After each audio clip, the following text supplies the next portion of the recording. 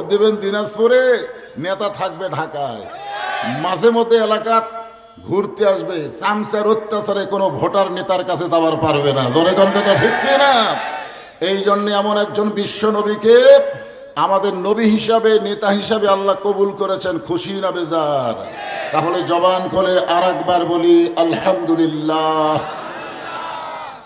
এখন আসেন যে কোরআন থেকে আমরা তাফসির শুনব, এই কোরআনের মধ্যে কোনো সন্দেহ, যেই কোরআনের প্রথমে আল্লাহ বলেছেন জালিকাল কিতাবুল লা রাইবা ফিহি হুদাল লিল মুত্তাকিন, পাইকারি হারে কোরআন সবাইকে হেদায়েত দিবে না, কেবলমাত্র মুত্তাকি বান্দা বান্দি যারা আল্লাহর কোরআন থেকে হেদায়েত পাবে তারা। মুত্তাকির এক নম্বর বৈশিষ্ট্য হলো আল্লাযীনা ইউমিনুনা বিল গায়ব, অদৃশ্যের প্রতি বিশ্বাস স্থাপন করা লাগবে। আমরা যে আল্লাহকে কোনোদিন দেখি নাই, এই আল্লাহর প্রতি আমাদের বিশ্বাস আছে না নাই? জোরে কোন আছে না নাই? হ্যাঁ। শুধুমাত্র কোরআনের ওয়াজ শোনার দিন শেষ, শুধুমাত্র আমরা কোরআনের যে ওয়াজ শুনবো এই দিন আমাদের শেষ। আগামীতে দেখব বাংলার জমিনে কোরআনের বাংলাদেশ। জোরে কোন কথা ঠিক কিনা?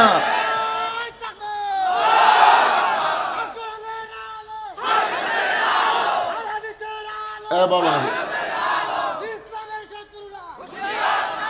তকবীর আমি দিব, সময়ের দিকে খেয়াল করে একটু ফোর্সে চালু করছি, বুঝতে পারতেছেন না?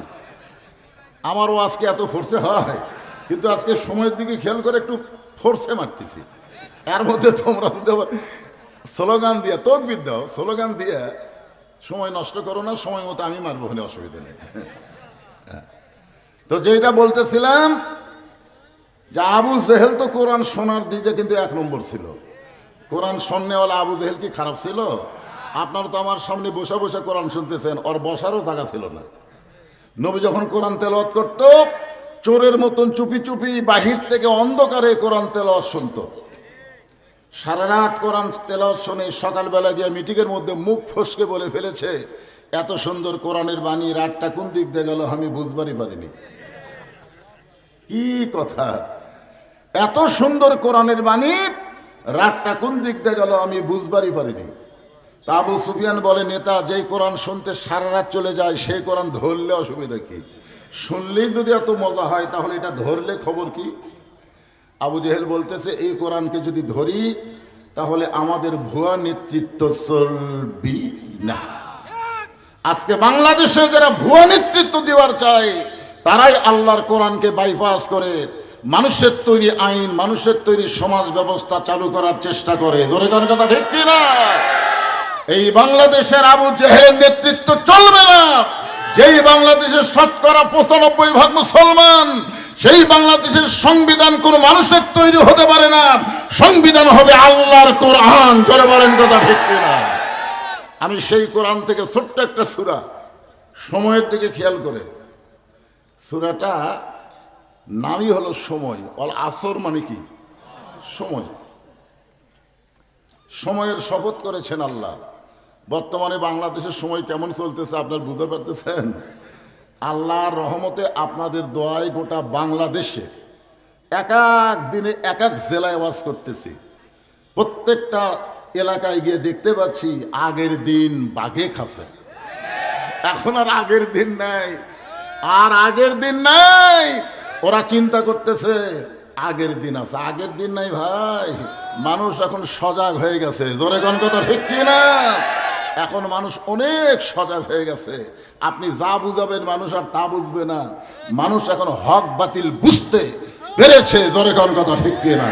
কুল জাল হাক্কু ওয়া যাহাকাল বাতিল ইন্নাল বাতিলা কানা যাহুকা। আমি সূরা আসর থেকে আপনাদের সামনে আলোচনা করব।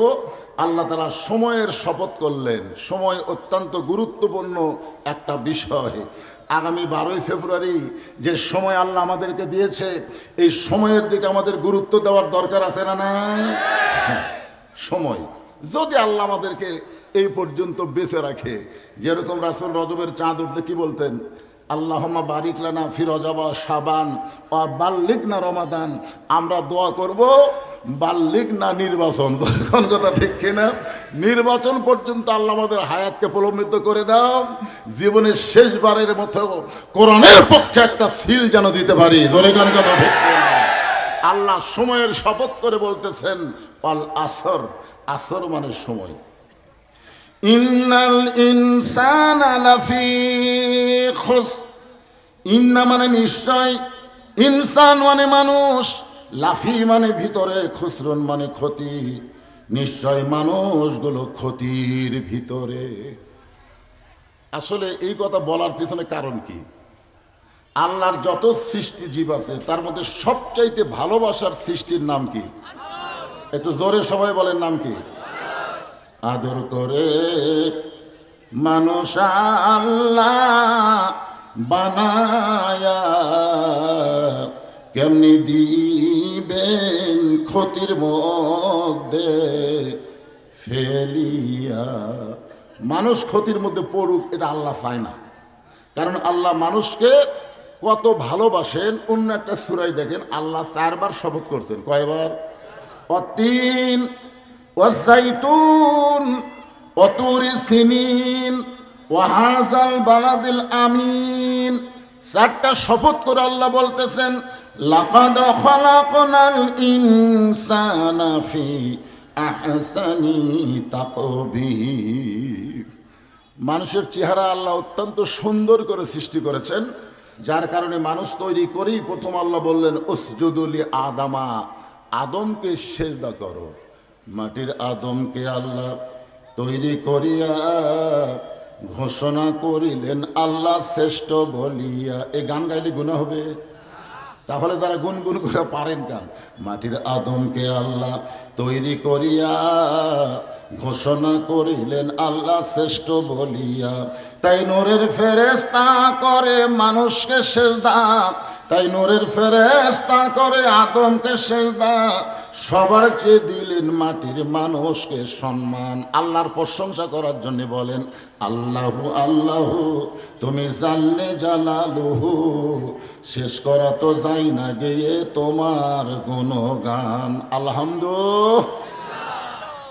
এই মানুষ ক্ষতির মধ্যে পড়ুক এটা আল্লাহ চাই না বলে আল্লাহ বললেন ইল্লাল্লাযীনা আমানু ওয়া আমিলুস সলিহাতি ওয়া তাওয়াসাউ বিল হক ওয়া তাওয়াসাউ বিস সবর। এখানে 4টা বিষয় আলোচনা হবে। ধরে কোন কয়টা? 1 নম্বর বিষয়ের নাম হলো ঈমান। ঈমান যদি ঠিক না থাকে আপনি যতই আমল করেন আল্লাহর দরবারে কবুল হবে না। আপনারা বলেন তো আল্লাহ রাসূলের চাচা আবু তালেব তার আমল ভালো ছিল না খারাপ ছিল? 2-1 বললেন, বাদ বাকি বললেন না কেন? আল্লাহ রাসূল নিজেই বলেছেন যে মায়ের পেটে যখন আমি ছিলাম তখন আমি এতিম ছিলাম, মানে মায়ের পেটে থাকা অবস্থায় আমার বাবা মারা গেছে, কিন্তু এই দুনিয়াতে আসার পরে আমি এতিম ছিলাম না। সাহাবারা বললেন হুজুর দুনিয়াতে আসার পরে এতিম ছিলেন না কেমনে? রাসূল বললেন ভাগ্যগুণে এমন একটা চাচা পেয়েছিলাম যে চাচা আমাকে এমন আদর দিয়ে ভালোবাসা দিয়ে লালন পালন করলো, আমার যে বাবা নাই এটা আমি বুঝতেই পারলাম না। এ কথার দ্বারা কি বুঝলেন? আবু তালেব নবীকে বাবার দরদ দিয়ে লালন পালন করেছেন, অতঃপর সেই মানুষটা জাহান্নামে যাবে একটাই মাত্র কারণ, তার আমল ভালো ছিল কিন্তু ঈমান ছিল না। ধরে কোন কথা ঠিক কিনা? এখন আসরের নামাজ পড়ে জমি ধান দেখবার গেছে, নামাজ একটা ভালো আমল না? ধান দেখবার যায় দেখে উপর জমির পানি চলমল করতেছে, নিচে ওর জমির পানি নেই। এভাবে চারিদিকে তাকাছে, এভাবে চারিদিকে তাকায় দেখে কেউ নাই। আস্তে করে বসে বিসমিল্লাহ কয়ে জমির আল কাটছে। কি কয়া? আমাদের বাংলাদেশে কত নেতা এসে কিন্তু বিসমিল্লাহ দিয়ে শুরু করে। তোর কথা ঠিক কিনা? বিসমিল্লাহ দিয়ে শুরু করে মানুষের তৈরি আইনের কথা, মানুষের তৈরি সমাজের কথা বলে। যেই লোকটা বিসমিল্লাহ বলে মানুষের আইনের কথা বলবে ও কোনোদিন মুসলমান হতে পারে না। 1 নম্বর মুনাফিক। ধরে কোন কথা ঠিক কিনা? তুমি আল্লাহর নাম নিয়ে কি শুরু করলা? নাম নিবা আল্লাহর আর জমির আল কাটবে। ওই বিসমিল্লাহ করে জমির আল কাটা ওই পানি দিয়ে হাত ধোছে, ধুয়ে এখন দাঁড়ায় বলতেছে আলহামদুলিল্লাহ কেউ দেখেনি। দেখছেন কি ইমান রে? আসরের নামাজ পড়ে জমির আল কাটা পানি দিয়ে হাত ধুয়ে বলতেছে কেউ দেখে নাই। আপনারা বলেন তো কেউ কি দেখছে? এই লোকটার যদি ইমান থাকতো তাহলে চারিদিকে তাকাইতো না। তাকাইতো কোন দিকে? কেউ না দেখলেও কে দেখতেছে? তোমার 2 কান্দে 2 মুহুরি লেখিতেছেন ডায়েরি, দলিল দেখে রায় দিবে, টাকা পয়সার নাই কারবার। কিরামান কাতিবিনা ইয়ালামুনা মা তাফআলুন। আমার দুই কাঁধে দুটো ফেরেশতা আছে না নাই? আচ্ছা, আমি যখন জমির আল কাটলাম তখন ফেরেশতা কি করছে? ঘুম পাড়ছে, এই যুবকের, এই তোমরা যে রাত 11টার সময় দরজা জানলা বন্ধ করে কম্বলের মধ্যে ভিডিও মোবাইল চালু করো, অশ্লীল ভিডিও দেখো, তোমরা তখন কি মনে করো? কেউ নাই, কেউ নাই। তোমার দুই কাঁধে দুই ফেরেশতা বলে, আল্লাহ এই শয়তান যে অবস্থা শুরু করছে আমরা এখন কি করব? ফেরেশতারাই শরম পায়, বুঝলেন? এই জন্য বিশ্বাস করতে হবে, মুত্তাকিদের 1 নম্বর বৈশিষ্ট্য হলো অদৃশ্যের প্রতি বিশ্বাস স্থাপন করে রাখবে। কেউ না দেখলেও কে দেখতেছে, কেউ না লিখলেও কে লিখতেছে। একটু খেয়াল করেন, এই কারণে আল্লাহ ইমানের কথা আগে বললেন। সূরা আসরের 4টা বিষয়ের মধ্যে 1 নম্বর হলো ইমান। এই ইমান সম্পর্কে সাহাবীরা নবীকে বললেন, রাসূল গো, ইমান সম্পর্কে একটু আমাদের বিস্তারিত ব্যাখ্যা করে বুঝিয়ে দেন। আল্লাহ রাসূল বললেন, ইকরার বিল লিসান, তাসদিকু বিল জানান, আমল বিল আরকান, এরই নাম হলো ঈমান। এখানে 3টা বিষয় আছে, ধরে কোন কয়টা? 1 নম্বর হলো জবানে বলতে হবে লা ইলাহা ইল্লাল্লাহ।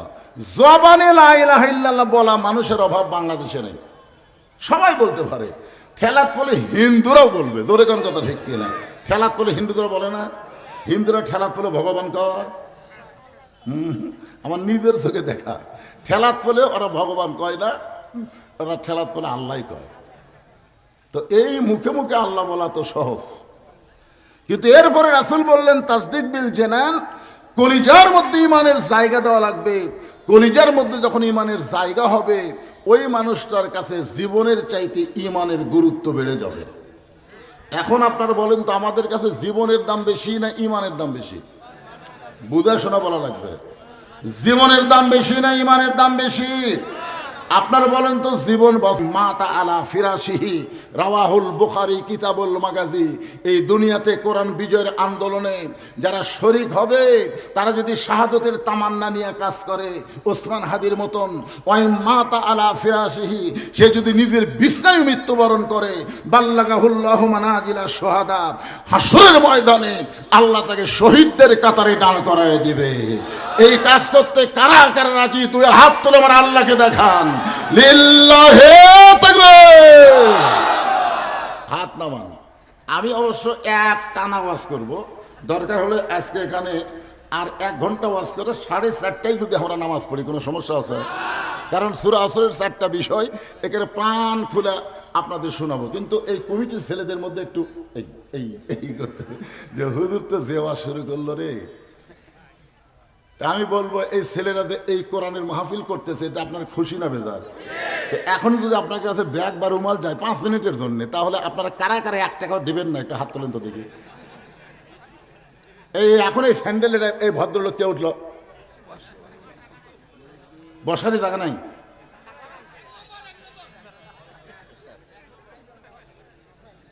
তো এই ছেলেরা কোথায়? এই ব্যাগওয়ালারা কোথায়? বলা মাত্রই সৈনিকের মতন নামা লাগবে। দাও বাবা, আপনারা কিন্তু যারা যারা দিবেন, দিবেন না আপনারা? একটা দিবেন না কারা কারা? কেউ হাত তোলেনি, সবাই দিবেন। 10, 20, 50, 100 টাকা যে যা পারবেন এই ব্যাগের মধ্যে দিয়ে দেন, আল্লাহর রাস্তায় দিয়ে দেন। এদের কামটা শেষ হোক, আমি একটা নামাজ শুরু করি, আর কোনো টেনশন থাকবে না। দিয়ে দেন, সবাই ব্যাগের মধ্যে দিয়ে দেন, যাই যা পারেন। এ সিনা ছুটা টাকা দেন, দিয়েন না। আপনি যদি সেনা যে টাকা পান, আল্লাহ নেয় না, আল্লাহ ধরে না, ওই টাকা যদি আপনি দান করেন, আল্লাহ বেজার হবে, বুঝুন না? এই জন্যে লান তানালুল বিররা হাত্তা তুনফিকু মিম্মা তুহিব্বুন। আল্লাহ কোরআনে বলেছেন, তুমি যেইটা মহব্বত করো এইটাই আমাকে দিয়ে দাও। তো আপনি যেই টাকা চকচকা মহব্বত করেন, ওটাই ব্যাগের মধ্যে দিয়ে দিবেন।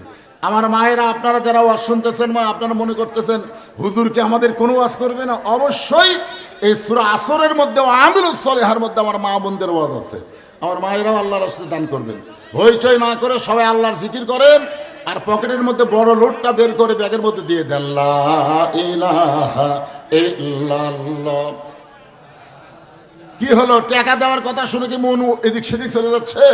মিন শারিল ওয়াসওয়াসিল খান্নাস, শয়তান ধোঁকা দেবার পরে শয়তানের দিকে না তাকায় আল্লাহর দিকে খেয়াল করে জীবনের শেষ দান মনে করে আল্লাহর রাস্তায় দিয়ে দেন। হতে পারে আজকের মাহফিল আমাদের জীবনের শেষ মাহফিল, হতে পারে কি পারে না? পারে তো। আজকের দান হয়তো শেষ দান, এই মনে করে মহব্বত করে দিয়ে দিবেন। সবাই দেন আর জিকির করেন লা ইলাহা।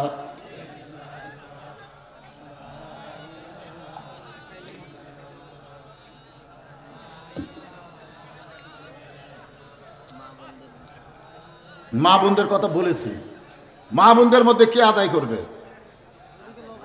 মায়েরাই আছে, তাই না? ভলেন্টিয়ার কি পুরুষ না নারী? নারী আছে, সেটা করলে হয় না। ভলেন্টিয়ার আছে বলে এরা মনে করে ভলেন্টিয়ার অনেকে। আসলে মায়েদের মধ্যে মেয়েরাই কিছু আছে, তারা আদায় করবে। মায়েরা আল্লাহর রাস্তে দিয়ে দিবেন। বড় যদি কেউ অ্যামাউন্ট দিবার চায় বড়, তাহলে টেজে এসে দিবার কথা বলতেছে। এরই মধ্যেই ব্যাগ আদায়ের মধ্যেই, এরপরে আর কোনো টাইম দেওয়া হবে না আপনাদের। এইটুকুই দানের সময়। আপনাকে 500, 1000, 2000 যদি কেউ দিবার চান তাহলে টেজে এসে দিবেন। এই 5-10 টাকা কুড়ে খুব একটা বেশি হয় না তো। আপনাদের মধ্যে এমন কোনো আল্লাহর বান্দা আছে এই কোরআনকে ভালোবেসে কোরআনের মাহফিলে 500 টাকা দান করবেন? এইরকম এমন কোনো আল্লাহর পাগল এখানে আছে যে হুজুর আমি কোরআনকে খুব ভালোবাসি, কোরআনের বিজয় দেখবার চাই, সব দেখা হলো শেষ, আগামীতে দেখবো কোরআনের বাংলাদেশ, এই নিয়তে 500 টাকা দিবেন? বান্দা আছেন? হ্যাঁ, এই বলা মাত্র দেখছেন আপনি, আপনি দেওয়া লাগবে না, আপনি মাশাআল্লাহ লিল্লাহ দেখবে। ইমাম সাহেব দিতে 500, এদিকে মজিদুল দিতে 500। এই হাজার হাজার মানুষের মধ্যে 100টা আল্লাহর বান্দা নাই যে হুজুর কোরআনের পাগল হয়ে কোরআনের পক্ষে কোরআনের বিজয় দেখার জন্য আজকে কোরআনের মাহফিলে 500 টাকা দিয়ে দিলাম। দেখেন 2 জন আল্লাহর পাগল দিয়ে দিয়েছে। 3 নম্বরে কেউ যদি থাকে, এই ব্যাগগুলো আদায় হওয়া পর্যন্ত বেশি সময় দেওয়া যাবে না। আসেন একটু মহব্বত করেন। দুনিয়ার টাকা পয়সা দুনিয়াতে রবে, ফকির হয়ে মানুষ সবাই কবরে চলে যাবে। মিশে মায়ায় বন্দি থাইকা করলাম কত খেলা। শাহজালাল ভাই আল্লাহর কোরআনকে মহব্বত করে, কোরআনকে ভালোবেসে 500 টাকার একটা নোট করলো দান। আল্লাহ দানকে কবুল করে জান্নাতের মালিক বানান। ধরে কান আমিন। মহিলা প্যান্ডেলে বলে জায়গায় হচ্ছে না, কি একটা সমস্যা বলে। আপনাকে এলাকাত কি পুরুষের চাইতে মহিলা বেশি? হ্যাঁ, এই মায়েরা 1 ঘন্টা ওয়াজ হবে, চাপে চাপে বসেন। আরো 1 ঘন্টা ওয়াজ, চাপে চাপে বসেন। দিনের বেলা যে ওয়াজ কম হবে তা না, আপনারা একটু সামনে চাপে বসেন। দেখেন পিছনে কত ভাইরা দাঁড়া আছে। আমি তো প্রথম এই মাঠ দেখে মনে করলাম এরা কি পাগলা হচ্ছে নাকি রে, দিনের বেলা এত মানুষ কোত্থেকে আসবে। কিন্তু আমার ভাই যখন বলল যে কিছুক্ষণ পরে দেখবেন ময়দান ফুল হয়ে যাবে, তখন আমার সাহস হলো যায়। মাসুদ আর রবিউল 2 জন 500 1000 টাকা দান করেছে। আল্লাহ তাদের দানকে কবুল করেন, কোরআনের সঙ্গে তাদের আত্মার সম্পর্ক আরো বাড়ায় দেন। ধরে বলি আমিন। আপনারা সামনে একটু চেপে আসেন, পিছনে ভাইরা যেন বসে, সবাই বসেন। এখন থেকে এক টানা আওয়াজ হবে। সূরা আসরের 4টা বিষয়ের ঈমান আলোচনা চলতেছে, এরপরও আমালুস সালিহাত নেক আমলের নামাজ চলতেছে।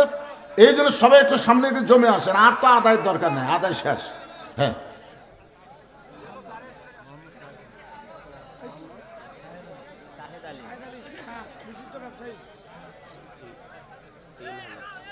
কি নাম?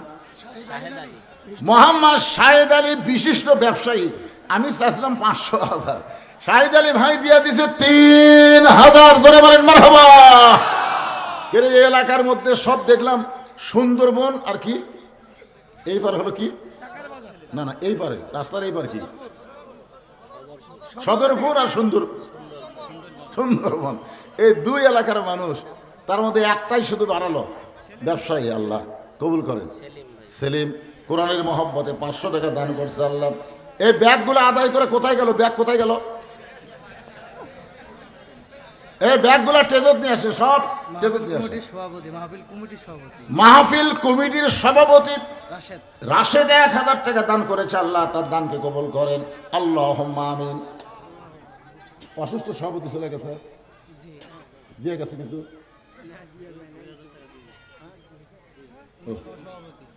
কোনটা সভাপতি? আপনি কিছু দিয়েছেন, আবার আপনি কিছু আদায়ের টাইম পাবে। সিয়ারত যারা বসে আছে, সিয়ার বেটি চেয়ারম্যানেরা, এবারে কিছুই দেওয়া যাচ্ছে না। এনাকে আপনার কাছে ব্যাগ গেছে, আগেই দিছেন, আপনি এখন দেন নাই, ওনার কাছে দিছে, তাহলে হলো সবাই একটু জিকির করি, আবার আলোচনায় ফিরে আসি। লা ইলাহা ইল্লাল্লাহ, জোরে লা ইলাহা ইল্লাল্লাহ। আল্লাহ রাসূল বলেছেন, শোনেন, আল্লাহ রাসূল বলেছেন কোন ব্যক্তি যদি সারা জীবন পাপ করে আর মৃত্যুর সময় এই কলিমার জিকির যদি তার জবানি জারি থাকে, শুধু কলিমার জিকির জবানি জারি থাকার কারণে আল্লাহ তার জীবনের সব গুনাহ মাফ করে দেয়। এই জিকির করার সময় আলসামু করতেছেন, তার মানে এখন তো চর্চা না করলে মরার সময় হবে, এই জন্য এখন তার জি সহ সভাপতি আজকের মাহফিলের সম্মানিত সহ সভাপতি 5,000 টাকা ধরে বলেন মারহাবা। তার মধ্যে নগদে 3,000, বাকি 2,000 টাকা করলো দান, আল্লাহ কবুল করেন। অ্যাডভোকেট মাইনুল ইসলাম কোন আসলে কি কিসের সব আমার জানা আছে। আমার ভাই আল্লাহ তো ইজ্জুমান তাসা, সম্মান দেওয়ার মালিক কে, সম্মানের মালা যেন আল্লাহ তার গলায় পরায়, ধরে কেন আমি যা কিছু হয় কার তরফ থেকে হয়। হ্যাঁ, আমাদের বগুড়াতে যে এলাকায় গোলাম রব্বানি দাঁড়াইছিল ওই এলাকার প্রার্থী ছিল খালেদা জিয়া, বুঝলেন। উনি আমার খুবই মহব্বতের, আগে সাবেক জেলা আমির ছিল। তো কিছুদিন আগে খালেদা জিয়া তো মারা গেল, এখন এলাকার লোকের রব উঠছে গোলাম রব্বানি ছাড়া খাওয়া নাই, এলাকা তো আমার ভাই ছাড়া খাওয়া খাওয়া ইনশাল্লাহ। আমার ভাই আজকের এই ছেলেদের কোরআনের মাহফিলে খুশি হয়ে যে দান করেছে, আল্লাহ তার দানকে কবুল করেন, আল্লাহ তাকে কবুল করেন, জোরে করেন আমিন। এখন আসেন আলোচনায় চলে আসি। ওয়ামিলুস সালিহাত, সূরা আসরের 2 নম্বর বিষয় হলো নেক আমল করা লাগবে। ঈমান গ্রহণ করার পরে 1 নম্বর নেক আমলের নাম হলো নামাজ। 1 নম্বর নেক আমলের নাম কি? পুরুষ মানুষের জন্য নামাজ। এই নামাজটা কিন্তু একেবারে এই সময় কে দিয়ে পাঠালো, কেবল টান মারছি কি আরো আদায় লাগবি? এই মাহফিল কমিটির ছেলেরা কোথায়? আরো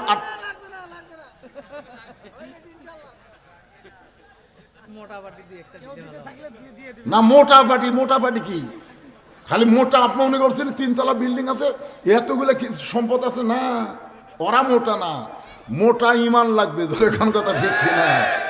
আল্লাহর প্রতি ইয়াকিন থাকা লাগবে, বিশ্বাস করতে হবে। ওমা তুনফিকু মিন শাইইন ফি সাবিলিল্লাহি ওয়াফা ইলাইকুম ওয়া আনতুম লা তাজলামুন। আল্লাহ বলেছেন আমার রাস্তায় বিশ্বাস করে যারা দেয়, আমি আল্লাহ লেই না রে পাগলা, আমি আল্লাহ তোদেরকে ফিরিয়ে দেই। আল্লাহ ঠেকা আছে, কোন আল্লাহ ঠেকা আছে? আল্লাহ কয় তোরা 10 দিবি, আমি তোদেরকে 100 দিয়ে দেব, 100ই দিয়ে দেব সঙ্গে সঙ্গে। এই সপ্তাহে আপনার মধ্যে যে বিপদ আছিল, এই বিপদগুলো আল্লাহ তুলে নিবে। এই 1 মাস পরে আপনার ডাক্তারের কাছে যাওয়া লাগবে, ডাক্তারের কাছে যাওয়া লাগলো না। আর সদকাতে তারুদ্দুল বালা, দান সদকা করলে আল্লাহ বালা মুসিবত সব দূর করে দেয়। এটা মোটা পাটি লাগে না, মোটা ঈমানের দরকার, ধরে কোন কথা ঠিক না? এখন আসেন পুরুষ মানুষের জন্য 1 নম্বর নেক আমল হলো নামাজ। নারীদের জন্য 1 নম্বর নেক আমল কিন্তু নামাজ না, নারীদের জন্য 1 নম্বর ওয়ামিলুস সালিহাত নেক আমলের নাম হলো পর্দা, ধরে বলেন নাম কি? পুরুষের জন্য 1 নম্বর নেক আমলের নাম কি? লা সালাতা লা ঈমানা, যার নামাজ নাই তার কোনো ঈমান নেই। কিন্তু মেয়েরা যদি বেপর্দা হয়ে নামাজ পড়ে, তাদের নামাজ কবুল হবে না। মেয়েরা যে কোনো ইবাদত করবার গেলে আগে যেইটা লাগবে তার নাম কি? পর্দা। আর পুরুষের জন্য 1 নম্বর নেক আমল হলো নামাজ। এই নামাজটা শুধু জুমার নামাজ না, এই নামাজটা কিন্তু 5 ওয়াক্ত, ধরে কোন কয় ওয়াক্ত? অনেকে আবার ছেলেরা খালি জুমার নামাজ পড়ে, 5 ওয়াক্ত পড়ে না, এরকম আছে না নাই? আমার বগুড়াতে বহু জায়গায় বলে হুজুর আমরা দোতলা মসজিদ করতেছি, হুজুর আপনি যদি পারেন আল্লাহর রাস্তায় কিছু দেন। তাই বললাম ভাই মসজিদ তো দেওয়াই লাগবে, তো দোতলা করতেছে কেন? বলে এত মানুষ হুজুর আটে না, এই জন্যই দোতলা। তা আমি বললাম ফজরের খবর কি? ফজরে খুব একটা হয় না। আচ্ছা আপনারা বলেন তো 5 ওয়াক্ত নামাজের মধ্যে সবচেয়ে গুরুত্বপূর্ণ নামাজ কোনটা? ফজরের নামাজ কেউ যদি বাড়ি পড়ে, তারপরেও তাকে আল্লাহ রাসূল মুনাফিক বলেছে। 2 ওয়াক্ত নামাজ জামাতে পড়াই লাগবে, একটা হলো ফজর, একটা হলো ইশার নামাজ। আর সেই ফজরে খুব একটা মুসল্লি হয় না। জোহরের খবর কি? তাই কাজ কামের দিন। আসরের খবর কি? হাট বাজারে গেছে। মাগরিবের খবর কি? বাজার করে ফিরে এসে হিসাব করতেছে। এশার খবর কি? ফজর দা এসাও তাই। তো মসজিদের মধ্যে কয় কাতার? কয় 6 কাতার। তো এখন পর্যন্ত এক কাতারের মুসল্লি হয় না, তাহলে দোতলা করবে কেন? তখন কয় হুজুর যে জুমার দিনে সবার শেষে এসে আগে যায়, ওর জন্যই দোতলা। আপনারা বলেন তো, সবার শেষে এসে তারা আগে যায়, এরা নামাজি? এদের সম্পর্কে আল্লাহ কি বলেন? ফাওয়াইলুল লিল মুসাল্লিন আল্লাযীনা হুম আন সালাতিহিম সাহুন আল্লাযীনা হুম ইরাউন ওয়া ইয়ামনাউনাল মাউন। আমি এখন তোমাদেরকে নামাজের ব্যাপারে খুব একটা তাগিদ দিচ্ছি না, খালি 12ই ফেব্রুয়ারি দেখব কোরআনের দল যদি সংসদ যায়, নামাজ পড়বি না, তোর বাপও নামাজ পড়বি, নামাজ পড়বি না। তা আমি আর এই কয়টা দিন নামাজের উপর খুব আর গুরুত্ব দিবার চাচ্ছি না। যা করতেছে করো, খালি 12ই ফেব্রুয়ারি পর্যন্ত দেখবো ইনশাল্লাহ, দেখা যাক কি হয়। এখন আসেন, মেয়েদের 1 নম্বর নেক আমল হলো পর্দা। যেরকম 1 নম্বর নেক আমলের নাম কি? পর্দা যদি না থাকে, মেয়েদের কোনো আমল আল্লাহ কবুল করবে না। এই কারণে আল্লাহ কোরআনে বললেন, অকরনা ফি বুয়ুতিকুন্না ওয়ালা তাবাররাজনা তাবাররুজাল জাহিলিয়াতিল উলা। এ মায়েরা শোনেন, মেয়েদের জন্য বেশি আমলের দরকার নাই। গভীর রাত্রে খাদিজাতুল কুবরা আল্লাহর নবীর হাত ধরে কাঁদতেছে। আমার মায়েদের জন্য বলতেছি।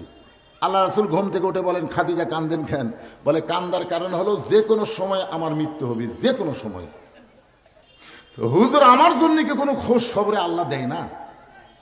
আল্লাহ রাসূল বলেন, খাদিজা, এই দুনিয়াতে 10 জন পুরুষকে আল্লাহ জান্নাতের সার্টিফিকেট দিয়েছে এবং 10 জন নারীকেও আল্লাহ জান্নাতের সার্টিফিকেট দিয়েছে।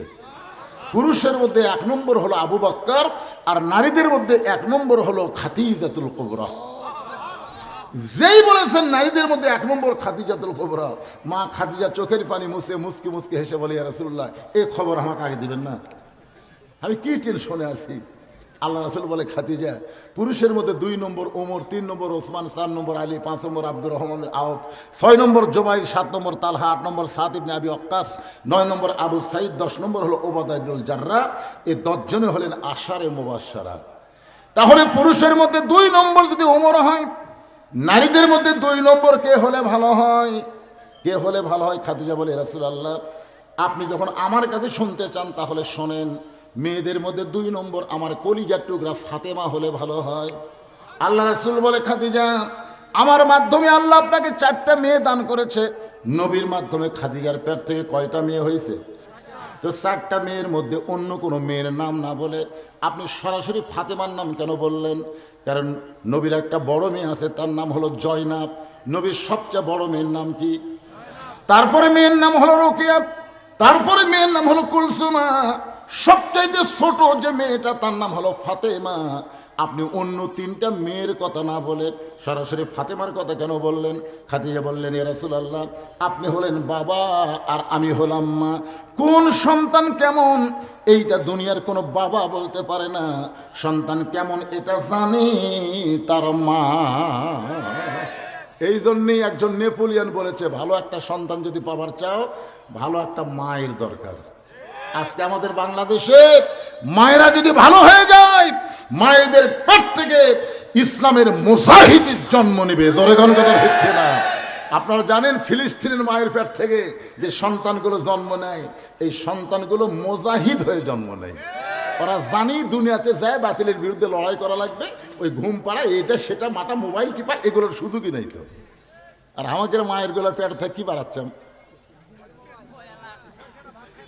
বাবা আনন্দে মাতিয়া সাগরে ভাসাইয়া সেই যে চইলা যায় খবর লয় না। মাজন ধরে আয়ু দরে কত যতন করে। এই দুটা কে রে? এই দুটা কে রে? হ্যাঁ,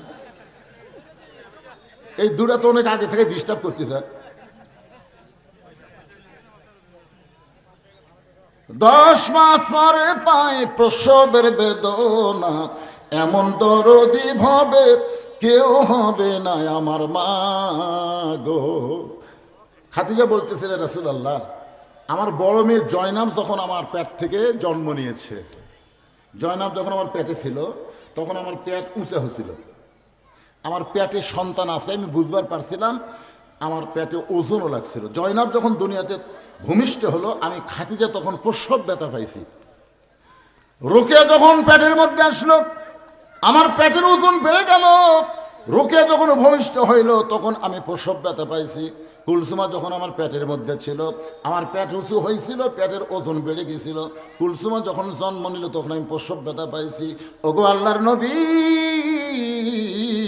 আমার কলিজার টুকরা ফাতেমা যখন আমার পেটের ভিতরে, আমার পেট শুধু উঁচু হয়েছে, কিন্তু পেটের মধ্যে আমার কোনো ওজন হয় নাই। ওই ফাতেমা যখন জন্ম নিল, আমার কোনো প্রসব ব্যথা হয়নি। ফাতেমা জন্ম নেওয়ার সময় আমি খাদিজা তাকায় দেখি ফাতেমা তার দুইটা হাত দিয়া তার ইজ্জত ঢেকে দুনিয়াতে জন্ম নিয়েছে। আমি মা হইয়া ফাতেমার ইজ্জত কোনোদিন চোখে দেখতে পাই নাই। আমার বিশ্বাস, এই ফাতেমা দুনিয়ার সাধারণ কোনো মেয়ে না। এই ফাতেমাকে আল্লাহ যেন 2 নম্বরে জান্নাতে নাম ঘোষণা করে। রাসূল মুস্কি হাসি দিয়ে খাদিজার কপালে একটা চুমু দিয়ে চোখের পানি বের করে বলেন, খাদিজা, আপনি জানেন না আপনার ফাতেমা কিন্তু জান্নাতি না, আপনার ফাতেমা কিন্তু জান্নাতি নয়। খাদিজা বলে, নবী গো, ফাতেমা যদি জান্নাতি না হয় তাহলে ফাতেমার খবর কি? রাসূল বললেন, ফাতেমা হলো জান্নাতি নারীদের নেত্রী। খাদিজা বললেন, রাসূলুল্লাহ, কোন আমলের কারণে ফাতেমাকে আল্লাহ জান্নাতি নারীদের নেত্রী ঘোষণা করলো? সে আমলটা কি আমি করতে পারি না? আল্লাহ রাসূল বলেন, খাদিজা, যে আমলের কারণে ফাতেমাকে আল্লাহ জান্নাতি নারীদের নেত্রী ঘোষণা করবে, সে আমলটার নামই হলো পর্দা। ধরে বলেন, নাম কি? আপনার বলেন তো, মা খাদিজার সময় কি পর্দা ছিল? আমির হামজা একটা ওয়াজ করেছে, মা খাদিজা 1 ওয়াক্ত নামাজ পড়ে নাই, একটা রোজাও করে নাই, একদিনও পর্দার মধ্যেও থাকে নাই। এরপরও আল্লাহ তাআলা খাদিজাকে সালাম দিয়েছে, জান্নাতের মধ্যে খাদিজার জন্য একটা ঘর বানাইছে। এই ওয়াজটা শোনার পরে বাংলাদেশের অনেক না বুঝা মুসলমান কয় আমির হামজা ওয়াজটা ভুল করেছে। আমির হামজা ওয়াজ ভুল করে নাই। যখন মা খাদিজা দুনিয়া থেকে বিদায় নিয়েছে, ওই সময় নামাজ ছিল না, রোজা ছিল না, হজ ছিল না, যাকাত ছিল না, ওই সময় পর্দাও ছিল না। কারণ মা খাদিজা যখন দুনিয়া থেকে বিদায় নিয়েছে, তারপরে এইগুলো আইন আল্লাহ তাআলা জারি করেছে। আমার কথা কি বুঝতে পারলেন? রাসূল ফাতেমার ঘরের মধ্যে ঢুকলেন, ঢুকে বললেন, ফাতেমা রে, তোমার কি কখনো মনে হয় তোমার বাবা বিশ্ব নবী বলে আল্লাহ তোমাকে জান্নাত দিবে? এই কথা কি তোমার কখনো মনে হয়? ফাতেমা বলতেছে, বাবা, সবসময় আমার মনে হয় আমার বাবা বিশ্ব নবী বলে আল্লাহ আমাকে জান্নাত দিবে। আল্লাহ নবী বলেন, ফাতেমা রে, তুমি ভুল বিশ্বাসের উপর আছো মা। জান্নাতে যদি যাবার চাও তাহলে শুনে নাও, নবীর মেয়ে হওয়ার কারণে আল্লাহ তোমাকে জান্নাত দেবে না। জান্নাতে যাইতে গেলে জান্নাতের আমল করে তোমাকে জান্নাতে যাইতে হবে। ও ফাতেমা, জান্নাতে যাইতে গেলে 1 নম্বর মেয়েদের যে আমল, তার নাম হলো পর্দা। তার নাম হলো পর্দা। ফাতেমা পর্দা নিয়েছিলেন। আমার মায়েদের জন্য বলতেছি, মা, ওই ফাতেমার সঙ্গে যদি জান্নাতে যাবার চান তাহলে আল্লাহর হুকুম পর্দাকে গ্রহণ করেন। আপনারা বলেন তো, আপনাদের এলাকায় কোনো মেয়ে মানুষ যখন মারা যায়, একটু বর্তমান সময়ের কথা বলতেছি, মারা গেলে আপনারা কয় কাপড় দেন? আচ্ছা, পুরুষ মারা গেলে কয়টা দেন? মেয়েদের 2টা বেশি দেন কেন? আচ্ছা, এই যে 2টা কাপড় যে আপনার মেয়েদের বেশি দেন, এই 2টা কাপড় কোন কোন জায়গাত লাগায় আপনারা জানেন না? পুরুষের মতোই তো 3টা, আর 2টা কাপড় 2 জায়গাত লাগানো হয়। একটা হলো মাথা বান্ধা, একটা হলো সিনা বান্ধা। আপনারা বলেন তো, মরার পরে যে মেয়েটার মাথা বান্ধা দিলেন, সেই মেয়েটা জীবিত অবস্থায় যদি মাথার চুল বেচা খায়, আপনাকে লাগতে মাথার চুল বেচা আছে? আচ্ছা, তো যে মেয়েটা মরার পরে আপনি মাথা বান্ধা তাকে কবরে নামায় দিলেন, ওই মেয়েটা জীবিত অবস্থায় মাথার চুল বেচা খেল।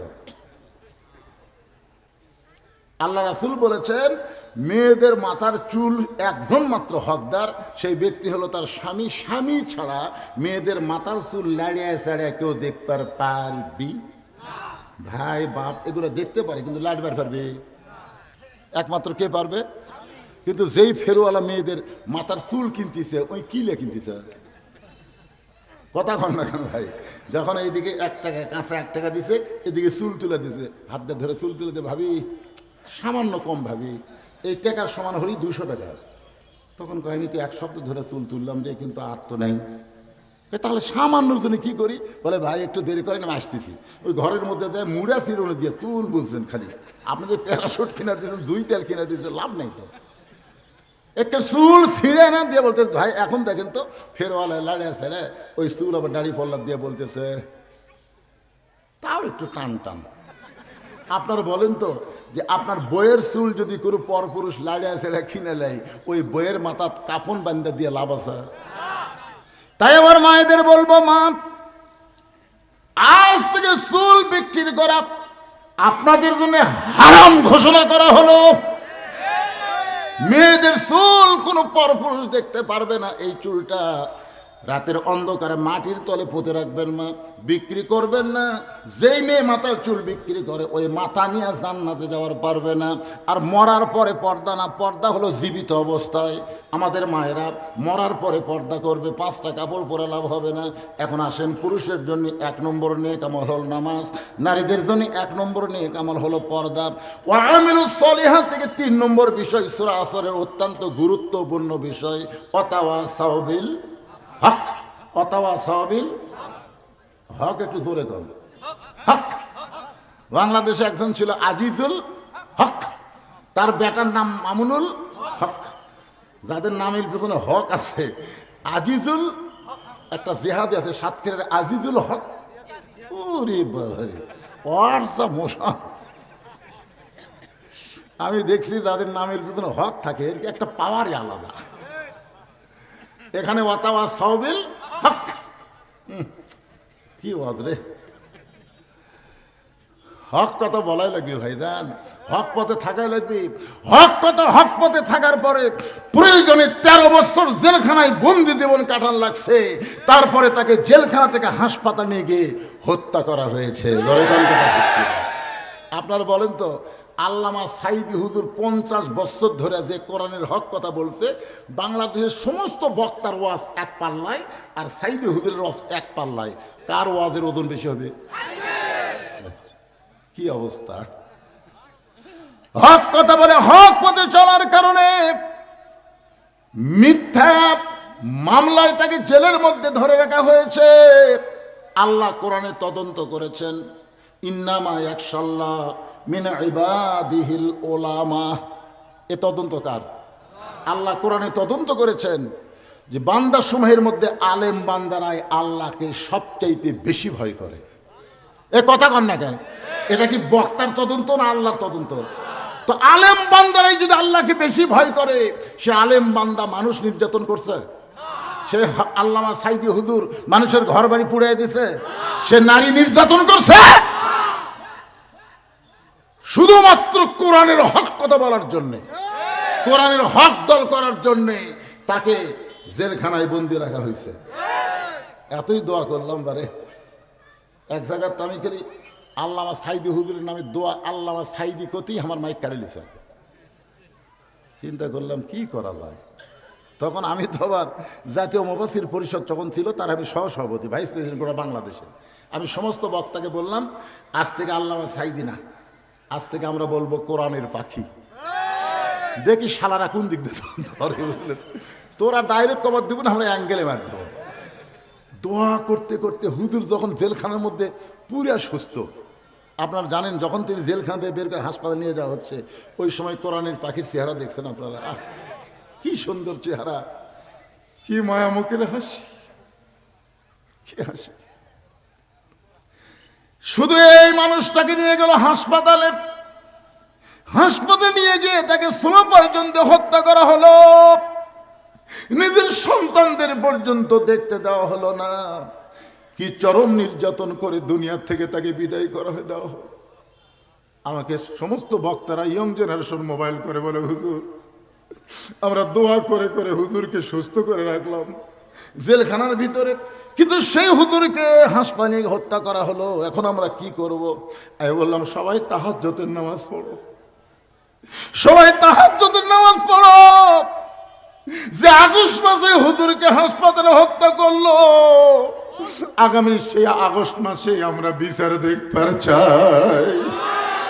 দুনিয়ার কোন কোর্ট কাছারিতে আমাদের বিচার হবে না। জজ কোর্ট, হাইকোর্ট, সুপ্রিম কোর্ট হাজিরা দখল করেছে, কিন্তু আল্লাহর আদালতে আমাদের বিচার হবে। সবাই তাহাজ্জুদের নামাজ পড়ে আল্লাহর কাছে কান্নাবার বললাম, আল্লাহ এই বাংলাদেশের কোরআনের পাখিকে হাসপাতালে গিয়ে হত্যা করলো, আল্লাহ তোমার কাছে বিচার দিলাম, তুমি আর বিচার করো। আল্লাহ আমাদের এই চাওয়াটা এমন ভাবে কবুল করলেন, পরের বছর 5ই আগস্টে এই সরকারকে কুত্তার মতন বিড়ালের মতন লাত্তি দিয়া পালাইয়া দিছে। আমার মোবাইলে হাসিনার ভিডিও আছে, হাসিনার পলানোর ভিডিও দেখি, আর সাইদি সাহেবের ওই দুনিয়ার থেকে বিদায় নেওয়ার আমি শোক ভুলবার চাই, বুঝলেন? কারণ আমি তো আল্লামা সাইদি হুজুরের সাথে বহু মাহফিল করছি, একই টেজে আমরা বহু মাহফিল করছি। হাসিনা যখন পলাচ্ছে তখন আমি দেখি ওই ভিডিওটা, বারবার দেখি, দেখে আমার মনের মধ্যে একটু শান্তি নিবার চাই।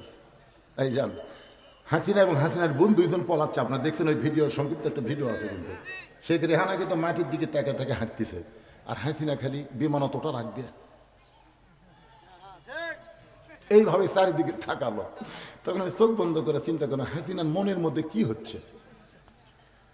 এত্তাকু ফেরাসাতাল মুমিনিনা ফাইন্নাহু ইয়ানজুরু বিনূরিল্লাহ। আমি চোখ বন্ধ করে দেখি হাসিনার মনের মধ্যে একটা গান হচ্ছে, গান।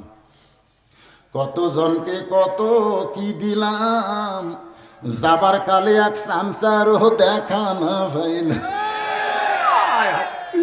একটা সামসাও নাই কে রে হাসিনা।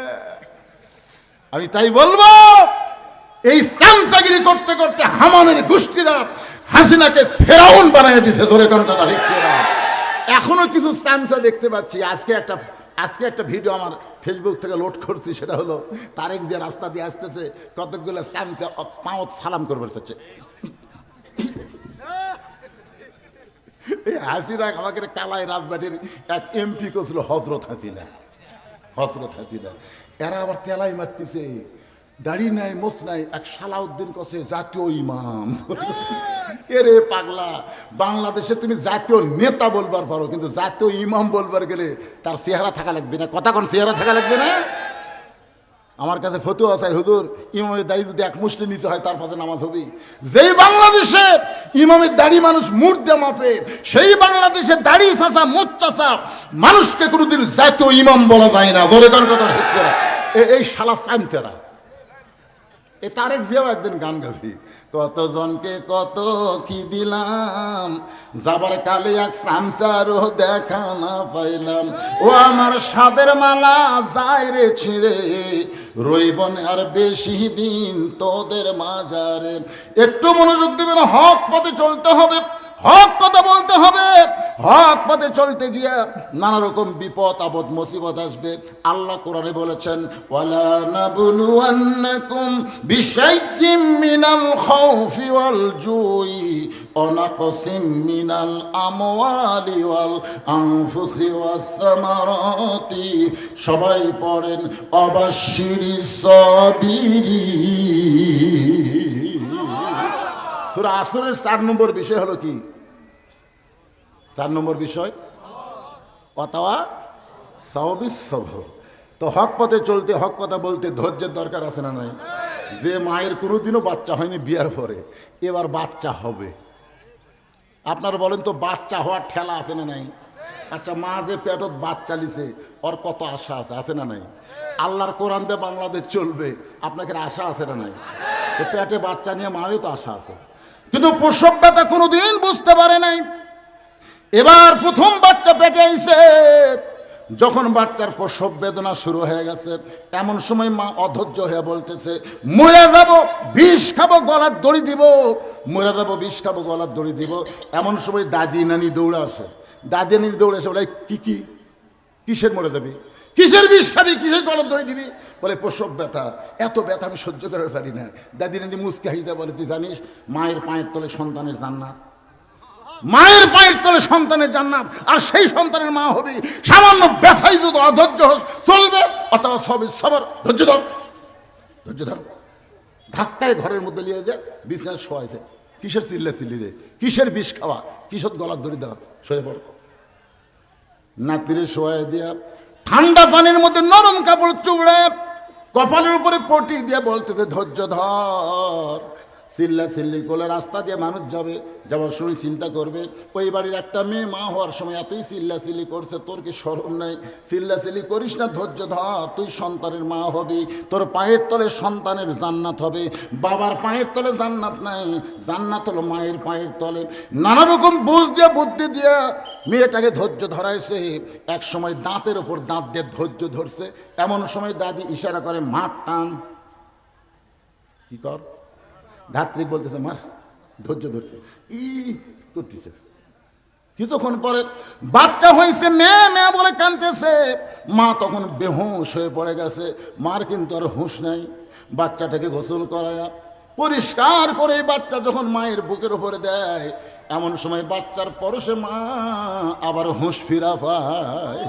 বাচ্চাকে মুখের কাছে নিয়ে মা জিব্বা বের করে চুমা খায়, আদর করে, মুসকি মুসকি হাসে। দাদি নানি তিরস্কার করে বলে, একে লাত্তি দিয়ে ফেলে দে, এরই জন্যই গলার দড়ি দিবার চাইলি, এর জন্যই বিষ খাবার চাইলি, এর জন্য তুই আত্মহত্যা করবার চাইলি, এরে ফাইলা দে, এরা আদর করিস না, এরে চুমা খাস না। মা তখন বলে, দাদি কষ্টের পরে এমন শান্তি আমি আগে বুঝতে পারি নাই, কষ্টের পরে এমন শান্তি হবে এটা যদি আগে বুঝতাম তাহলে আমি অধৈর্য হতাম না। আল্লাহ বলে, বান্দারে 15.5 বছর বাংলার জমিনে শুধুমাত্র কোরআনের জন্য তোমরা কত কষ্ট করেছো। মা যেমন প্রসব ব্যথা সহ্য করে সন্তান বুকের উপর পাইয়া সব ব্যথা ভুলে যায়, সব ব্যথা ভুলে গিয়া সন্তানকে বুকে নিয়ে চুমা খায়, আদর করে।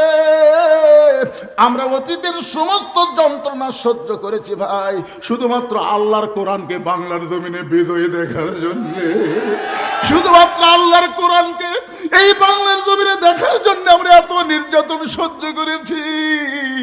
মা যেমন সন্তান বুকে পাইয়া সব ব্যথা ভুলে যায়, আমরা সব কষ্ট ভুলে যাব। যেদিন বাংলার সংসদ আল্লাহর কোরআন দিয়ে চলবে, যেদিন বাংলার আকাশে কলেমার পতাকা পথ পথ করে উড়বে, এই দৃশ্য আমাদের সবাইকে আল্লাহ দেখার তৌফিক দান করুক। সকলে বলে আমিন। লিল্লাহে তাকবীর। আল কোরআনের আলো। সংক্ষিপ্ত সময়ের মধ্যে সূরা আসরের 4টা বিষয় আপনাদের সামনে আলোচনা করলাম। একটু ওয়াজ করতে করতে আমার মাথার মধ্যে খেয়াল হলো যে আসরের ওয়াজ করতেছে আর আসরের আজান চারিদিকে হয়ে গেছে, এই হুজুরের কোনো হুঁশ নাই। আমার তো একটা ওয়াজ আছে, তোমার হুঁশ নেই? একটা ওয়াজ আছে না, নেই দরকার আছে। তা আমি ওয়াজ করতে করতে চিন্তা করলাম, চারিদিকে আসরের আজান হয়ে গেল আর আমি আসরের ওয়াজই করতেছি। জনগণ এই কথা বলবে, কিছুক্ষণ পরে চাষ টলে যারা আমাকে দেখতে পারে না, কতক্ষণ ঠিক কেন, কতক্ষণ ঠিক ওরাই বলে, ও শুনেছি রে, আসরের আজান চারিদিকে হলো আর ওই চাইলে ওয়াজ করেই যাচ্ছে। এই জন্য ভাইজান সংক্ষিপ্ত সময়ের মধ্যে আপনাদের বোঝানোর চেষ্টা করেছি। আল্লাহ পাক বক্তা এবং শ্রোতা সবাইকে আমল করার তৌফিক দান করুক। সকলে বলে আল্লাহুম্মা আমিন। জি।